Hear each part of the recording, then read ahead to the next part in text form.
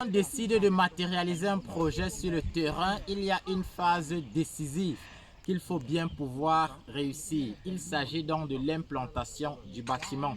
Pendant la phase d'implantation, il est question de caler le niveau fini des fondations. Comment réussir à déterminer le niveau fini de ces fondations en prenant en compte le niveau de la route? Tel est donc l'objet de cette vidéo qui sera exclusivement disponible sur notre chaîne YouTube. Alors, vous devez savoir que pour caler le niveau fini des fondations, on peut avoir trois cas de figure. Le premier cas de figure, le niveau du terrain est le même que celui de la route. Ça veut dire qu'entre le niveau du terrain et le niveau de la route, il n'y a presque pas de différence en termes de pente ou bien de décalage. Ce sera très souvent le cas dans une ville comme Douala où le relief est relativement plat. Vous aurez également le cas où le niveau du terrain est au-dessus du niveau de la route en termes de côte. Et vous aurez enfin le cas où le niveau du terrain est plus bas que le niveau de la route. Selon qu'on soit dans l'une ou l'autre de ces configurations, il y a un minimum d'éléments à prendre en compte. Nous allons premièrement commencer par les deux premiers cas. Lorsque le niveau du terrain est soit égal au niveau de la route ou alors lorsque le niveau du terrain est au-dessus du niveau de la route. Ce sont des cas les plus intéressants parce que cela permet d'offrir au finish quelque chose de propre. Il sera donc question de mettre un perron d'accès. Ça veut dire on fait les fondations en prévoyant quelques marches d'escalier. Lorsqu'on va donc quitter la route pour entrer au domicile, il y aura d'abord une légère pente qui va permettre d'évacuer les eaux. Ensuite, on peut prévoir quelques marches d'escalier. Dans ce cas, on peut se dire, on prévoit 2 marches, 3 marches. S'il faut prendre les marches à 15, on peut aussi les prendre à 16, à 17, du moins qu'elles soient comprises entre 15 et 18. Si on prend 2 marches à 15, ça fait 30 cm. On peut ajouter à ces 2 marches une valeur pour essayer de faire une petite pente afin d'évacuer les eaux pluviales vers la route. La principale difficulté, c'est que quand on arrive dans un site ou alors dans un quartier qui est encore en construction, parfois le niveau de la route n'est pas encore calé. Ça veut dire qu'un voisin peut creuser sa fosse septique, il se retrouve en train de verser la terre, les déblais sur la route. Quelqu'un peut finir avec son chantier, il verse toute la caillasse en route.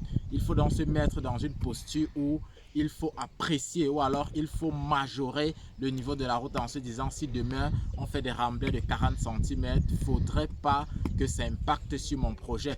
Maintenant, est-ce qu'on peut se retrouver en train de creuser la route? Très souvent, c'est une configuration qui va être difficile. On peut encore remblayer, mais difficilement on va se retrouver en train de creuser. Simplement pour dire que dans les deux premières configurations, si on a pris 3 marches, ça fait 15 x 3, 45.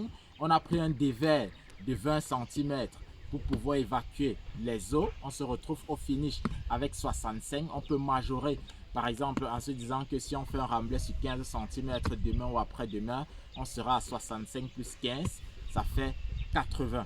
Maintenant, on peut également, lorsqu'on a pris ces 80 cm, demain si la route a été remblée, au lieu de 3 marches, on passe naturellement à 2 marches. Au lieu de faire un dévers de 20 cm pour évacuer les eaux, on peut le faire à 15 cm parce qu'il n'est pas aussi intéressant d'avoir une cour qui est en pente. S'il y a une cérémonie et qu'il faut positionner des tentes, cela va rendre le truc difficile. Dans les deux premiers cas, nous pouvons donc retenir qu'il est recommandé d'avoir minimum ou alors d'avoir entre 60 et 80 cm entre le niveau de la route et le niveau fini de ses fondations. Nous allons maintenant aborder le troisième cas qui était la configuration où il y a donc le terrain est en dessous du niveau de la route. Très souvent, c'est un véritable casse-tête chinois pour pouvoir gérer ce genre de cas de figure et on ne saurait généraliser la méthode parce que cela va dépendre de la dénivelée entre le niveau de la route et le terrain en question. Très souvent, ce qu'il y a lieu de faire, c'est de faire un petit mur de soutènement pour bloquer le talus, c'est de faire une rampe pour entrer avec le véhicule, c'est de faire quelques marches d'accès pour pouvoir accéder au bâtiment et c'est naturellement de faire un caniveau pour pouvoir éviter aux eaux de revenir vers le bâtiment. Tout compte fait, dans tous les cas de figure, il faut bien savoir que l'eau doit couler parce que malheureusement, on se retrouve parfois avec des voisins qui ne sont pas compréhensifs et qui se retrouvent donc en train d'éviter que les eaux pluviales passent chez eux. Dites-vous que vous êtes sur une tranchée, sur une ligne avec des voisins. Est-ce que vous allez renvoyer, si vous ne pouvez pas renvoyer les eaux vers la route, est-ce que vous allez renvoyer les eaux vers votre voisin?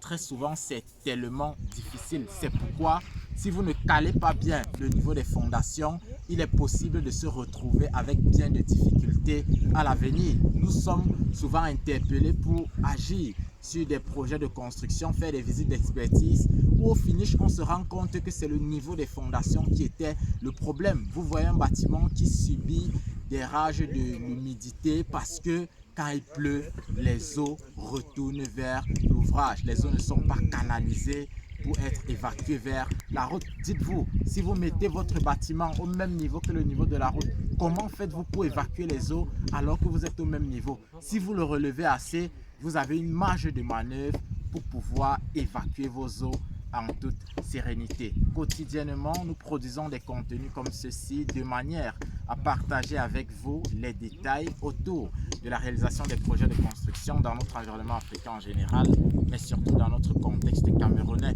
Je vous invite par ailleurs à vous abonner à nos plateformes digitales pour ne rien manquer de la suite de nos prochaines